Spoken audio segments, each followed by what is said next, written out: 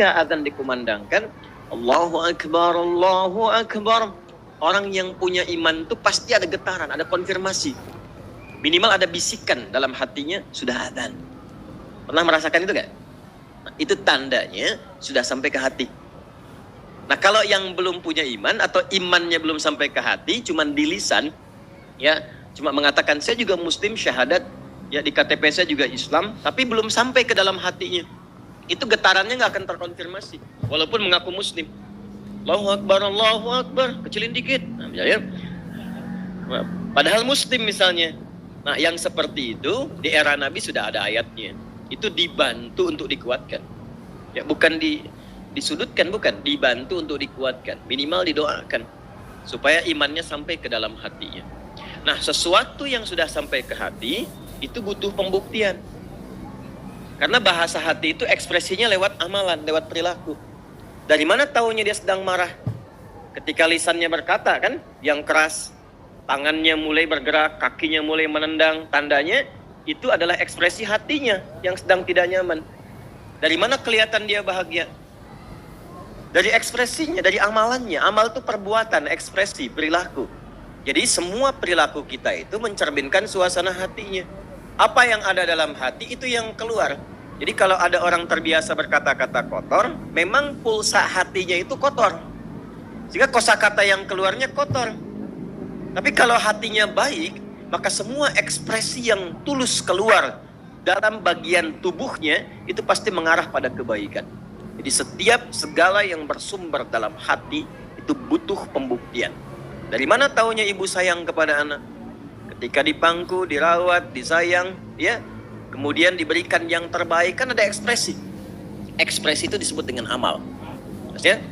Karena itu sering saya nasihatkan kepada para perempuan yang belum menikah, kalau ada laki-laki mengatakan aku mencintaimu, jangan percaya.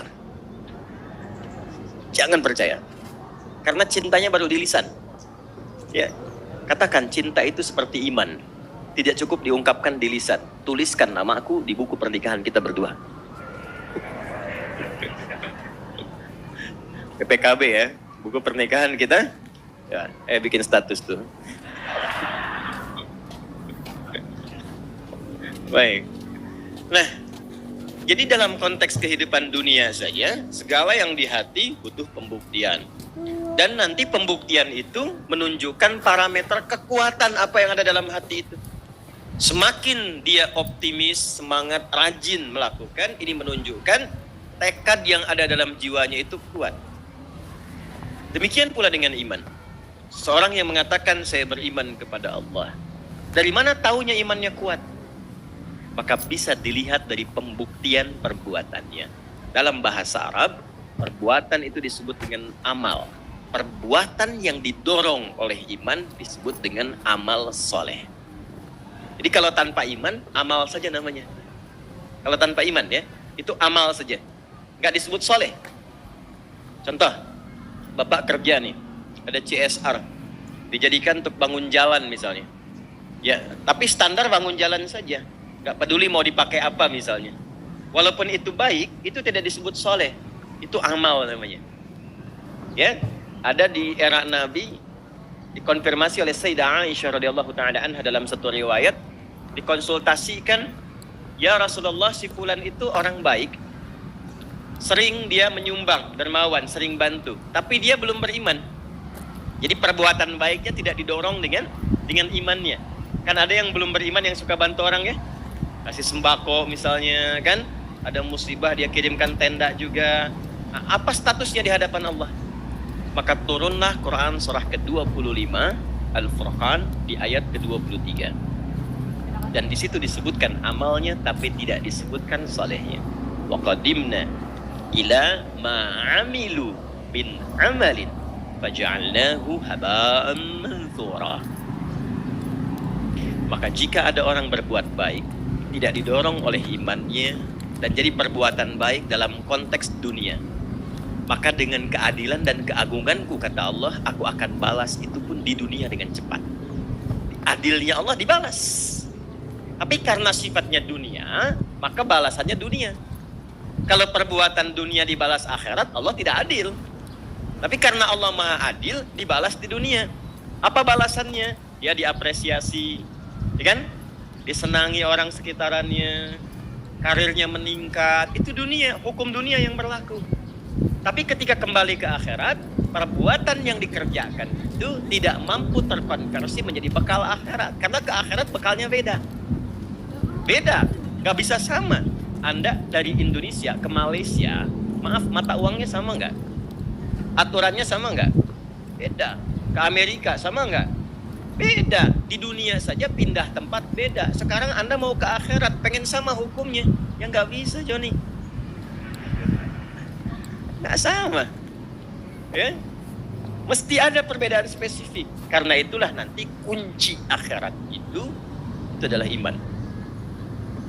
Untuk dunia jadi berkah, untuk akhirat jadi pahala.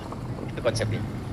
Jadi sesuatu yang dikerjakan di dunia dengan iman itu melahirkan berkah namanya. Jelas? Apa itu berkah? Ziyadatul khair, bertambah nilai kebaikannya. Jadi orang tuh kalau beriman pasti baik. Ini mata tuh memandang ya. Tapi kalau mandangnya pakai iman, pasti melihatnya yang baik-baik. Gak akan mungkin yang gak baik dilihat. Ini lisan nih bertutur. Kalau bertutur pakai iman, itu pasti berkata yang baik-baik. Gak mungkin berkata yang tidak baik. Itu sedang berjalan, sedang merapat. Ya, kalau merapatnya pakai iman, gak mungkin dorong-dorongan.